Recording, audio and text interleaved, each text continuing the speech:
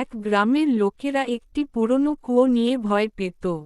সবাই বলতো, রাতে কুয়োর কাছে গেলে অদ্ভুত আওয়াজ শোনা যায়, যেন কেউ জলের মধ্যে ডুব দিয়ে হাসছে। একদিন গ্রামের একটি ছেলে, রাকিব, এই কুয়োর রহস্য উদ্ঘাটন করার সিদ্ধান্ত নিল। রাতে সে একা কুয়োর কাছে গেল। কিছুক্ষণ দাঁড়িয়ে থাকার পর সে সত্যিই অদ্ভুত আওয়াজ শুনতে পেল। পাথরের নিচে যেন কেউ হাসছে, কেউ তাতে আওয়াজ করছে।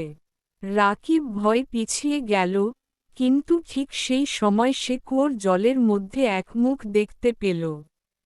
সেটা ছিল এক মহিলা, যার মুখ ছিল অত্যন্ত কাঁচা, ভয়ঙ্কর। মহিলাটি তাকে বলল, তুমি এখান থেকে চলে যাও, না হলে তোমার প্রাণ থাকবে না। কিন্তু যদি থাকো, তবে তুমি আমার সঙ্গী হবে। ভয় পেয়ে রাকিব দৌড়ে গ্রামে ফিরে গেল, এবং গ্রামবাসীরা বলেছিল, সে সেই কুয়ো থেকে আর কখনো ফিরে আসবে না।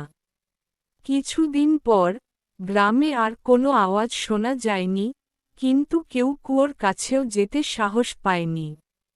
এভাবেই সেই কুয়োর ভূত আজও তাড়া করে গ্রামবাসীদের।